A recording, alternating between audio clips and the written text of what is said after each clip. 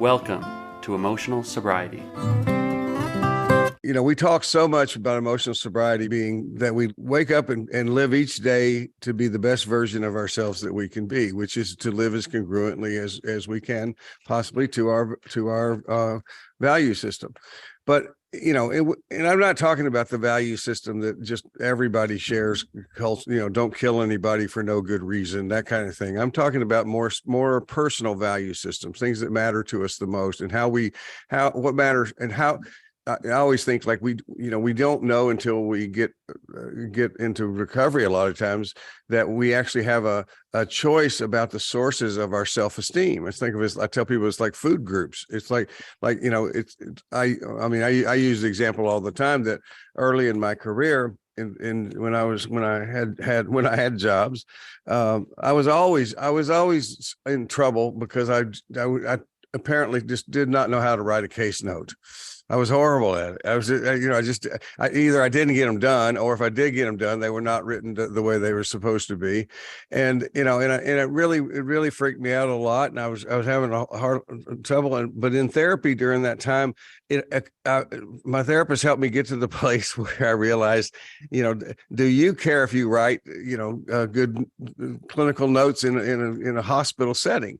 It's like, we weren't talking about my writing, what the other writing I was doing. It's like going and the truth is, no, I didn't care. I didn't like getting in trouble, and I didn't want to lose my job.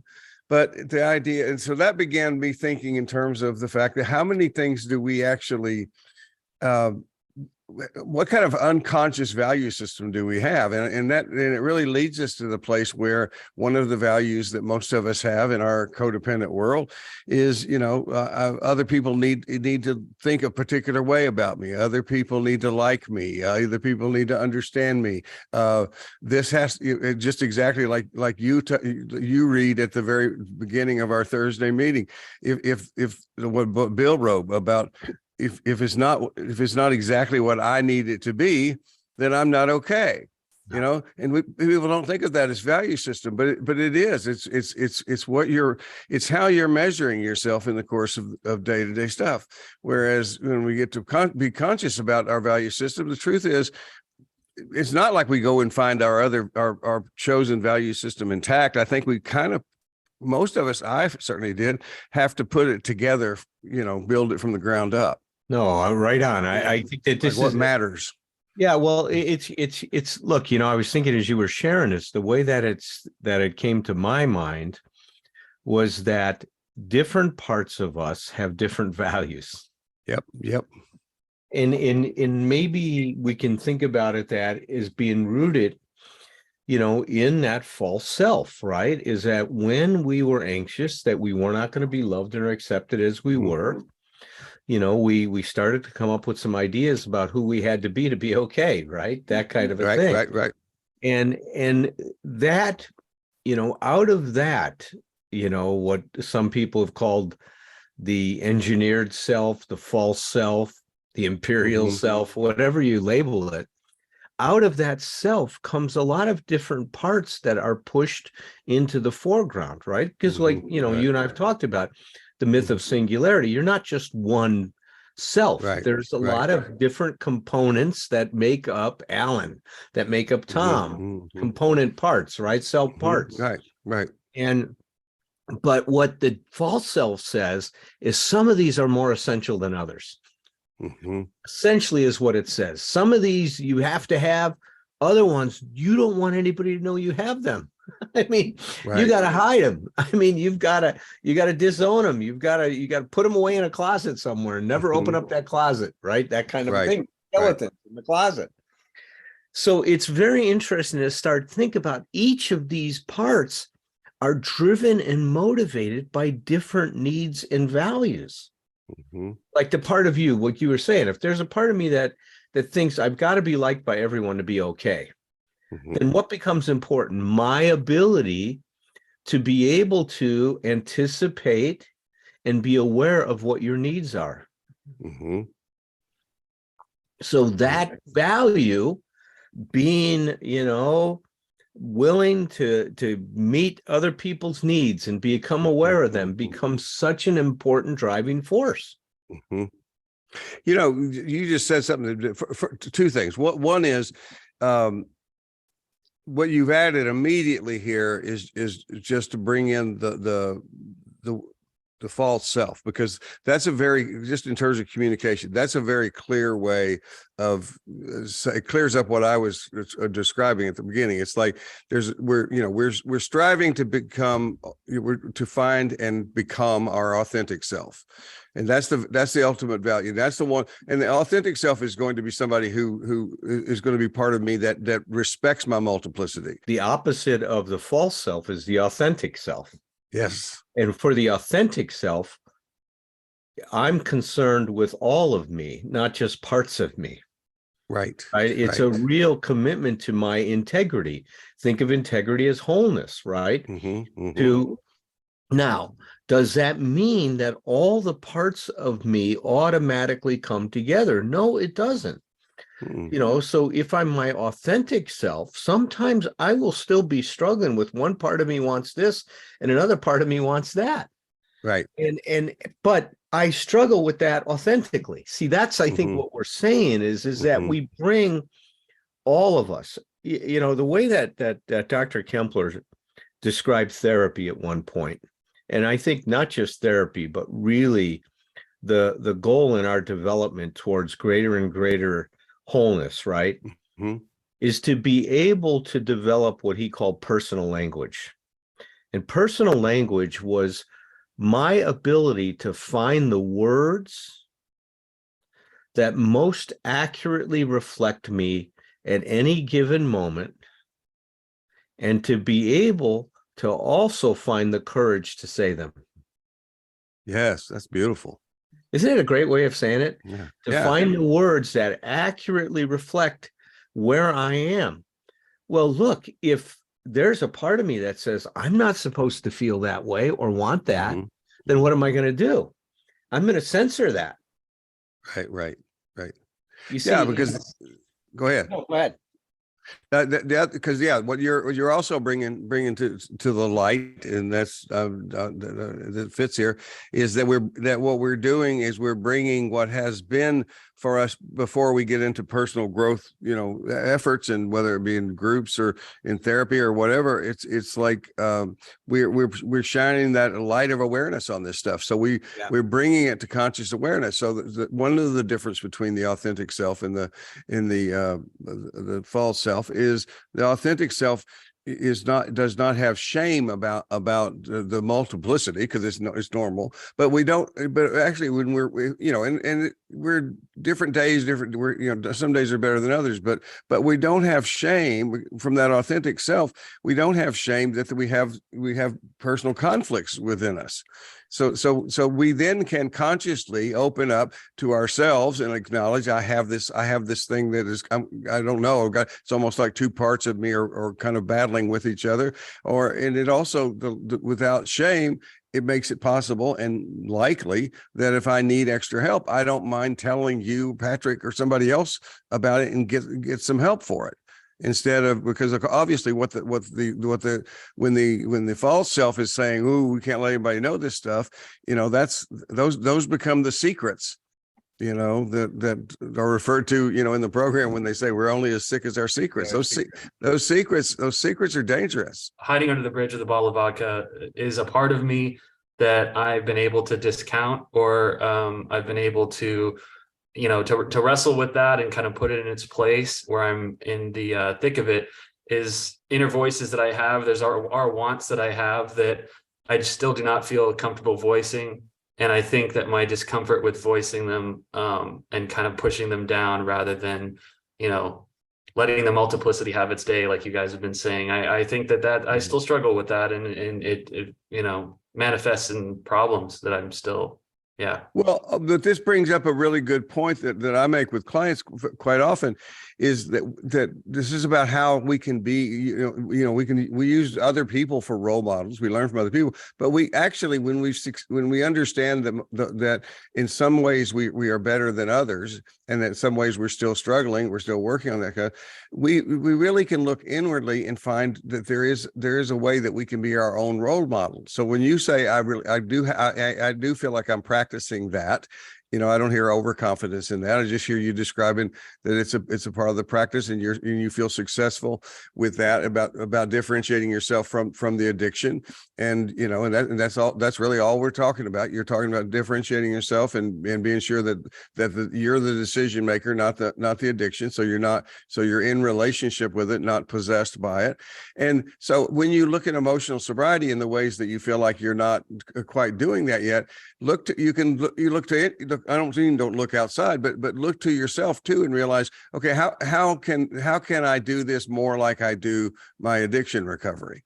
Because it really is this. It can be more complex depending on the context and the content, but it's the same system. Just it's putting us in charge. We're not in control. I repeat that all the time. We're not in control of much, but we're fully in charge of we're not in charge of, we don't control what cards are dealt us, but we're all trying to be better card players. And how you play the cards is whether or not you're going to do well. The best way I can play cards on a lot of days is just not doing anything egregious. I often can't figure out what the next positive step is, but I can know to not take the negative step. That's kind of my remedial place that I'm at right now. Well, I mean, if you're anything like as impulsive as I was, I mean, it's like, that's quite a lot. I mean, just, when in doubt, don't. I gave a client I give little index cards out, little things like that, and on one side it said, when in doubt, don't, and you turn it over and it says, no, really, don't. And she lost the card at one point. She came back to me and said, I need another card. And I go, well, you can write it. And she goes, no, I need you to write it. Hey, wait, can I ask a question? Your value system as it exists now, or you put it together over a number of years, and you can talk about yourselves or like your experiences with other people you work with, but is it more a matter of recovering something that you lost? These were always your values, but before the addiction or whatever the ism is took hold, you kind of got led astray? Or is it something that you've had to invent whole cloth? Well, I think there's a middle place with that. It's like, I do believe that there's always been an authentic me, no matter what. It's like in my sickest, most pathetic condition. I mean, what I say is, in this way, I am totally different than I was back then. And yet there's a part of me that's always been there. But I don't think I was aware of what those were. I was not conscious of them. And I certainly did not have any kind of conscious way of putting things or thinking it was my job to put things into practice. So I think that's, so I think what I've discovered through the recovery is basically, with sharing with others and listening to others, is a way of discovering what my value system is. But actually, you'll know because you try certain things on. I mean, that's one of the things that'll happen. We see that all the time when we teach this basic differentiation. I mean, Alan, I bet you see this all the time, but I do that stuff with the eating disorder, and it's like people go oh, wow, this is, I mean, it's like brand new stuff. It's and it's just, all it is you're in a relationship with your eating disorder. You're not your eating disorder. And why do people respond that way? Because it fits. Because we're not because we convinced them of something and we're talking them into something, but because we've come up with a model in which that makes sense, that feels right. And so I think the more we talk about this stuff, what we do is we ask people all the time. One of the things I actually remember from graduate school, is ask people, I don't know, what does that feel like to you? Talk to me about what you're experiencing, and it's amazing. You get to certain places and things just, what I say is they click. What I would say in answer to your question, Patrick, I think that many of the ideas I had about who I was supposed to be and my values really became revised more than completely replaced. Some of them got completely replaced, but I think most of them, I would say, fell under a revision, meaning that, before coming to the program, I accepted all of those things blindly, uncritically. I never questioned my values. I thought that this was who I was supposed to be and how life was supposed to be. And I thought you shared the same values as I did. I mean, I was so self-centered, and it was a real awakening for me to realize is that, first of all, I can challenge every value I have. Like with my dad, I think one of the things I've shared with you, when he was dying from cancer, he suffered in silence. And for a long time, I thought that was a positive trait. Not imposing your pain on other people and suffering yourself and keeping it contained. I thought that was a great thing. Until later on, I realized that when we do that, when he did that, he deprived me and my siblings, and I think my mom, of an opportunity to deal with this stuff before he died. Yeah. We could have started coping with his death and anticipating it a lot sooner. And I think it would have been much more meaningful to me.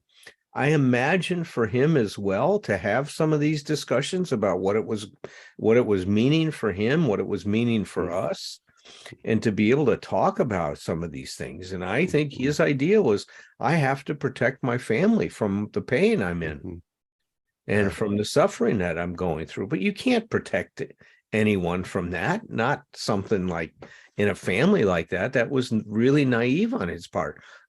Coming well-intentioned, but incredibly naive. Well, but that's a great example of what you're saying about, because that really talk about, ringing the bell when you said that you thought more, you revised what you know about your value system.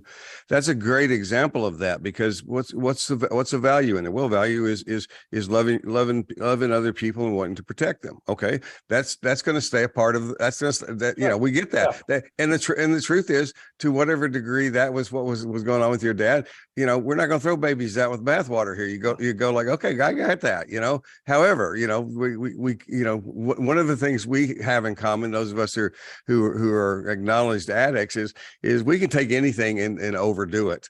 That's right. So part of it is really balancing things out and saying, okay, well, I need, because there's, that's why when we talk about character defects, I love to talk about, like my first sponsor said, I just call them characteristics, and every characteristic has an upside and a downside.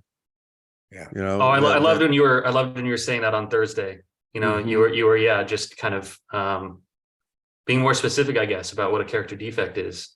Yeah, well, it's like I know I have what's stubbornness? That's a character defect. I have this reflex rebellion stuff. What's the other side of that coin? Well, determination, persistence. There are ways to use that very characteristic in positive, in helpful ways, and taking care of myself or standing up for things I believe in. But I can give lots of examples of where I misused it, and just to use what Allen was talking about, you used it more selfishly, and just saying, okay, no, I've got to be right. Is it usually a pretty good rule of thumb in emotional sobriety to not ask of another person, whether directly or implicitly, could you do this thing or say this thing to make me feel better about myself? Inflate my ego or my false self, I guess. Like, I'd be interested in what Allen says about this, but the first thing I thought about is, if I was imagining sitting in a room with a couple and somebody saying that, what I would like about it is, rather than trying to maneuver so that person would say it, they're just asking for it straight ahead. It's like, this would feel good to me. Yeah. And could you say that to me? And it's like, and hopefully what we're saying with that is, could you say that to me, with a straight face, basically? Can you say that to me and mean it? And so that somebody, you'll see when you're talking to somebody, is they'll be, if they're uncomfortable with it, then we got to talk about that. But so, that's what I like about it. I think what it is to use Allen's language more than what I've learned from Allen is to have the expectation that first of all, that you have to have them say that in order for you to be okay. You don't, but that doesn't mean it wouldn't feel good. And but the idea that, but for you, for me anyway, my way of communicating, coming from the family I came from, was very seldom direct. Yeah. It was always maneuvering. It was always manipulative. I didn't think of it as manipulative, but it's like it was definitely all strategic rather than intimate. Yeah. You see, I think one of the things that we know, well, kind of what we're talking about here is, what is the effect of low self-esteem Mm-hmm. on our lives, on who we are?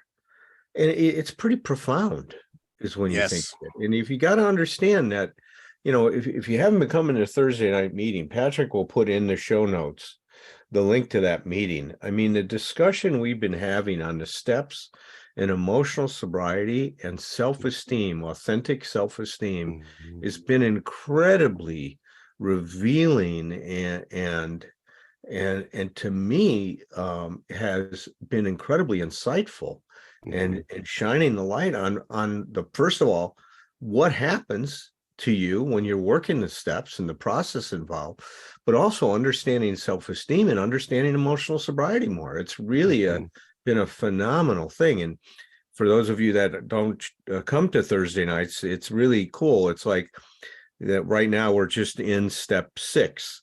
So Herb Kagan led off the discussion the first week on step 6. He opened it up and kind of provided an introduction to the steps and or to that step specifically of the 12 steps.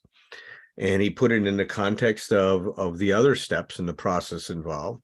Then Roger came in, talked to lengths about, step 6 and self-esteem, and identified. And you did this wonderful job this last week, Tom, of talking about step 6 and tying it into armoring. And how we're armored, and that was the impact that has on us in our life. And this next week, it'll be my job to talk about step 6, which I'll be talking about how it's really the pivoting towards our best possible self. Yes. So it's really been incredible, and we do that every 4 weeks. We go through that kind of an order, which we discovered is really helpful. I mean, to me, I've loved what we've done on the last few steps like that. So, when we tie this thing into what we're talking about today, low self-esteem, low self-esteem is going to cause a high degree of emotional dependency. Because I am, and this, we do it unconsciously, I am so dependent on you, your reassurance, your validation, your approval, your attitudes towards me, to save me from how I feel about myself, to rescue me from my low self-esteem. And while there's no question that can be helpful and meaningful, I've never seen a person's low self-esteem being cured by being esteemed by somebody else. No, it just doesn't work. No. I'll tell you what happens sometimes is when you talk about that dependence, and I think I've been this, I definitely have been this, but I've also been in relationships with people farther down the line of my recovery where there's such a dependence on being validated from the outside that what happens is the relationship problem that happens is the person who's doing the reassuring and the giving becomes really frustrated and tired of what I used to call, with one friend of mine that I was doing that with a lot, just, I'm tired of propping you up all the time, because it doesn't stick. And what you just said, it doesn't fix it. It's a temporary thing. It's like, I'm going to reassure you, but it's like if you're not internalizing it, if you're not doing the work of understanding, figuring out how you can give it to yourself also, then basically we just keep going through the same cycle, and it hurts relationships. I just realized on the way we're doing the rotation, Alan, we'll have to share this with everybody else, is that we take turns being Gladys Knight, and then the other 3 are the Pips. I love that. You come up with these nutshells all the time. They're wonderful. This week, Alan Berger is Gladys Knight. I just like thinking of Herb Kagan as a Pip.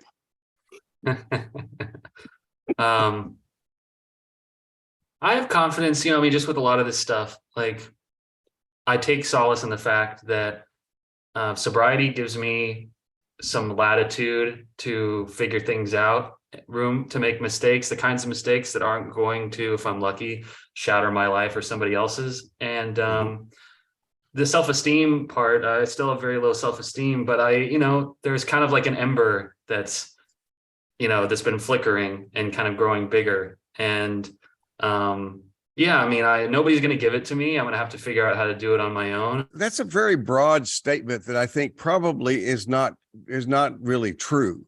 That across the board you have very low self-esteem. I mean, it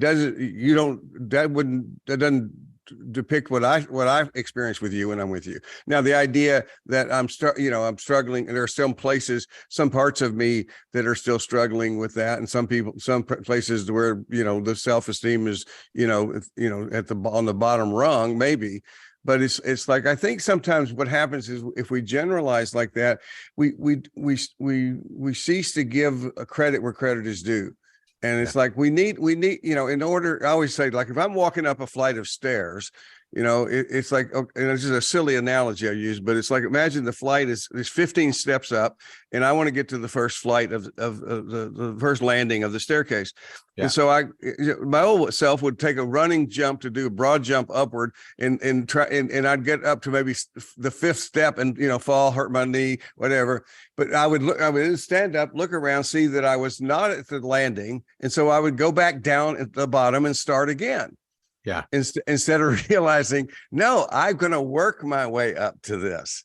So I think you may not be being really fair to yourself when you generalize that.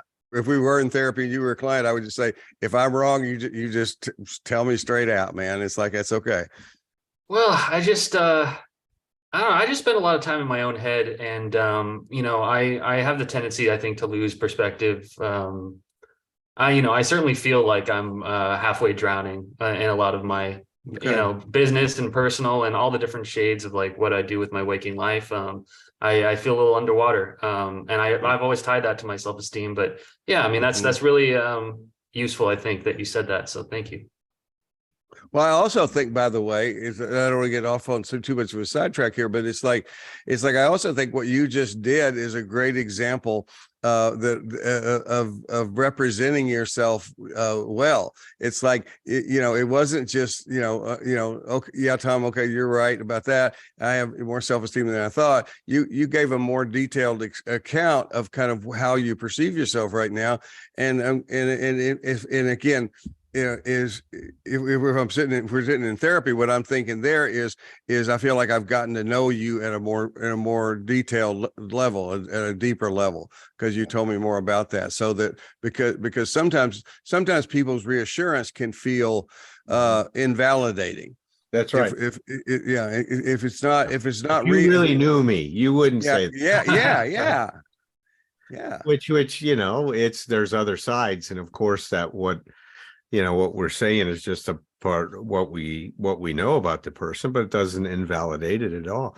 But this is what I'd say, Patrick. What came to mind is, if we think for a minute about what parts of us do we identify with, right? Mm-hmm. What parts are we identifying with? So if we identify with our authentic self, like Tom said, then there's a lot of freedom involved, because, the way Virginia Satir says it, when it comes to emotions and feelings we have, all feelings are human, and therefore all feelings are appropriate. There's nothing that's inappropriate. How we deal with it's another question, but all feelings are an appropriate feeling to have. And therefore, if we're authentic, we can identify them, talk about them. We don't have to act on all of them, those kinds of things. So that's one thing. That's identifying with your authentic self, your true self, if you want to call it that. If you identify with your idealized self, then what you're going to be doing is you're going to be presenting yourself as this idealized self to everyone, and you're wanting everyone to accept that self that you think you're supposed to be. If you identify with who you're not, or what we call the despised self, then what you're going to be identifying with and talking to everybody about how you're a phony, how you're not enough. See, it's so interesting is, where does your identification take place? Is what part of you are you identifying yourself as? And what we're saying is, there's no, if you're identifying yourself as your false self, well, there's only certain parts that are going to be okay and certain parts that aren't. And if you identify yourself as your despised self, the parts that you're not supposed to have, that you have, you're going to hate yourself for. Right. But Allen, you nailed another piece right in the middle of that, which is what are you using as the standard of measure of yourself? You know, because when you said idealized self, I thought about my own life. I go like, if I use my idealized self, you know, I could have a, I don't know if it'd be the idealized self, but I could have a vision of something I want to accomplish and move toward it. It can be a goal, it can do that kind of stuff. But if I'm measuring according to that, then I'm going to come up way short. And it's going to be a way that I just beat myself back down.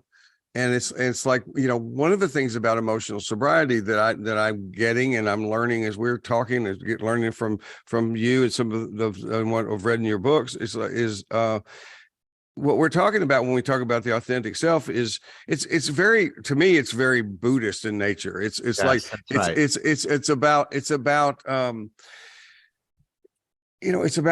about is this good or bad. It's just acceptance of what is. We don't feel, that's one of the differences that I think is very to what you're saying is very freeing, is I don't have to classify things are good or bad. Yeah, that's right. It's beautiful. And then when we get to the authentic self, that's what you do. You're no longer interested in proving you're a good guy or that you're not a bad guy. Mm-hmm.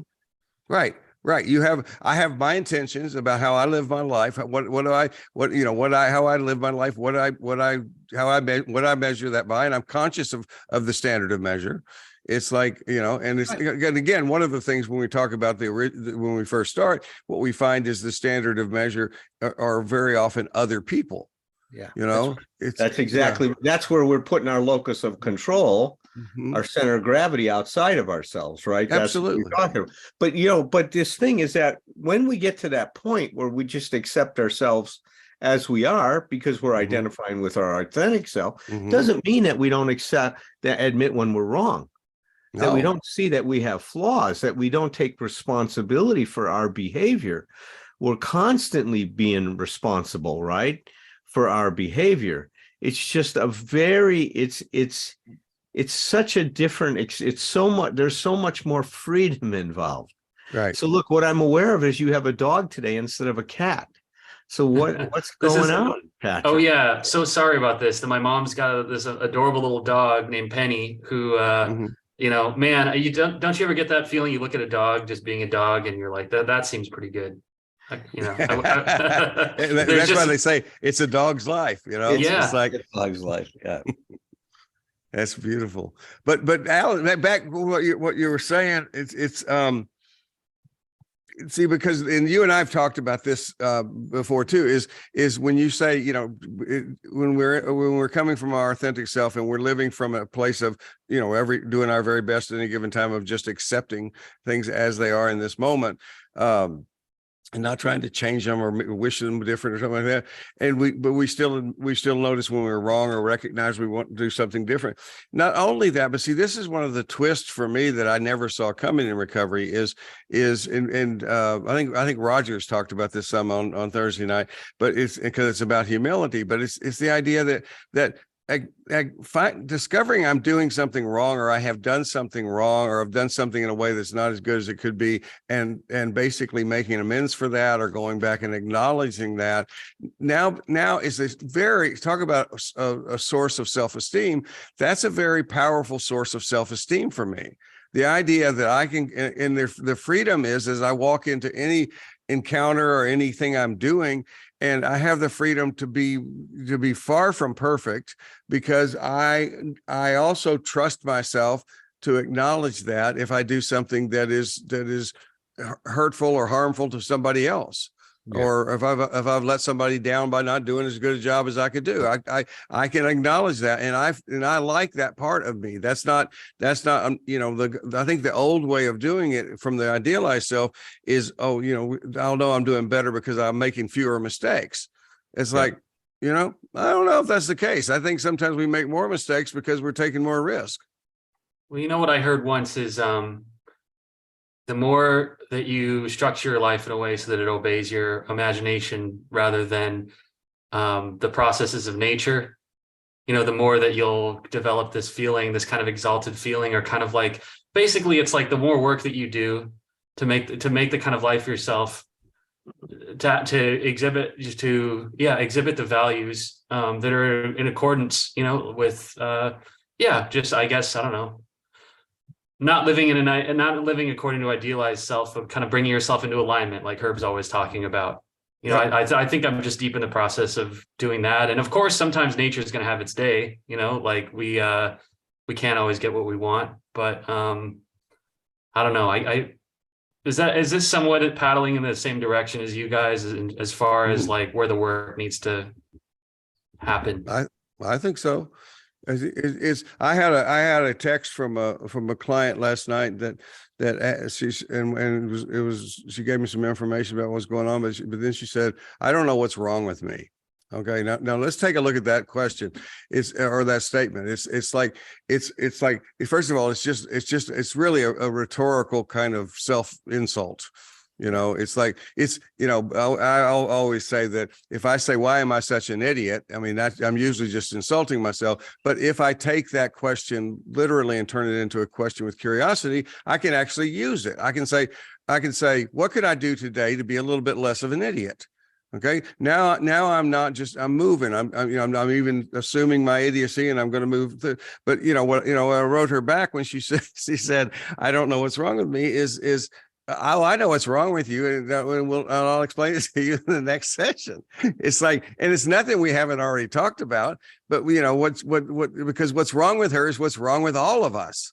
It's like, it's not, you know, that's one of the ways that we hurt ourselves the most, is we hold ourselves separate as that negative arrogance I've talked about, where it's like I'm worse than everybody else. It's like, no, it's like the stuff we're talking about today is so universal in terms of dependence that comes from low self-esteem. It's like, you know, I mean, you don't have to experience it in great extreme situations. I think human beings are going to experience this. That's right. Yeah, I think it's about being human. Yeah. You know, I don't entirely agree with this criticism of therapy. Obviously, I don't entirely agree with it, because I'm still very pro therapy. But in the room, sometimes people will say that, like, in therapy, you're encouraged just to think about yourself all day. And that if you're thinking about yourself all day, the solution is not going to come from within; it's going to come from without. But I think that there's a 12 step and very kind of action oriented way. It need not be in conflict with the self discovery that happens in therapy. Well, the real problem with that is that it's denying the fact that we all think about ourselves all the time anyway. I mean, it's like, let's get out of it. That's being said in a room full of alcoholics. I know. Come on, let's give me a break. They're going to criticize it. See, that's a projection, Patrick. That's what we call a projection. Is criticizing. Yeah. In therapy, you're going to think about yourself all the time. Not like me. In my program, I don't think about myself at all. I mean, come on, that's nonsense. Which reminds me of another story about myself. I know. That's about how well I'm working the steps, right? That's right. If they just work the steps. Well, but here's where the compassion could come the other way, because I've heard so many people through the years who will judge AA and I should say radically misjudge AA as, oh, AA, I don't believe it. I don't believe in AA, which I always think is a weird statement, called like you don't believe in Santa Claus. It's like I don't believe in AA. Because they just you get to make an excuse. You make excuses for yourself there. And one of my favorite things, and you guys will get there, I go like, one thing you know about somebody who says you're going to make excuses for yourself in an AA meeting has never been to an AA meeting. That's right. Because I've been to different AA meetings that were some better than others, but I've never been to one where somebody's going to fly an excuse out there, and that's going to work for them. No, the meetings are not centered around the topic of how can we best avoid taking responsibility for our life. Right. I've never heard that topic in a meeting. I mean, it's like, but I have heard the topic about how do you take more responsibility for yourself. And look, if you look at the rigor that we're talking about when we go through the steps, what's being asked of you is such a rigorous process that promotes 100% radical responsibility for your life. Absolutely. I mean, that's the surprising thing. But I agree with you, Tom. I think that sometimes AA gets a bad rap. I think good therapy helps people focus on themselves and their relationships with others in the world. Just like we talked about, that there's a balance. But, you know, they're in good company. James Hillman, one of my favorite authors, he passed away now a number of years ago. But he wrote a book called We've Had 100 Years of Psychotherapy and the World Keeps Getting Worse. And it was a great book. And his critique was that therapy is too much involved with inward searching, that we get people to look inward towards themselves and what's going on, but we don't ever reconnect them to the world and bring what they're learning back into relationship with others. With their community, with their planet, whatever you want to talk about it. And look, I think that a lot of us have heard that call. And I think today therapy is much more balanced and not just looking at people and what's going on with them, but looking at who they are in the context of their life and how they're dealing with what they're learning and bringing to their relationships in a good way. Yeah, I agree. I think if we look at it just in the course of the span of our careers, our time in this, I think there was, especially in the 80s, maybe early 90s, it's like there was what I was doing was, I became uncomfortable because I realized I think we're just doing it for its own sake. I think, it's like, you're doing all this work and taking care of yourself, and it can lead to a new kind of selfishness. But the idea would be, and I didn't realize that Hillman said that in the book, because it validates what I was thinking at the time, which is we don't go to therapy just for ourselves. We go to therapy so that we can heal ourselves, so that we can become a part of the world again. We're component parts of the whole. Because so much of what I mean, I bet this is true for you too, Alan. So much of what I do with many of my clients is talking about, how they feel about what they do in the world, whether it be their jobs or their just time, how they spend their time, and so many people are off balance with that, where they're not actually participating in the world in a way that makes them feel good about themselves. That's right. And so sometimes it's about saying, okay, let's look at different ways for you can make some changes about that. Well, you're the right guys to talk to about this kind of stuff. We definitely are two of them. That's right. We're two guys who will talk to you. Well, good show, you guys. Until next time. Tend your life, tend your myth, cultivate your narrative with whomever you're with. Then with glass in hand and children on one knee, bring some stories, bring your stories back to me. It ain't a crime to be a human. Never be ashamed to be yourself. Rest assured that whatever you're doing will entertain me like nobody else. So here's to us, my old friends, until it's time to drink the wine and break the bread again. With glass in hand and children on one knee, bring some stories, bring your stories back to me.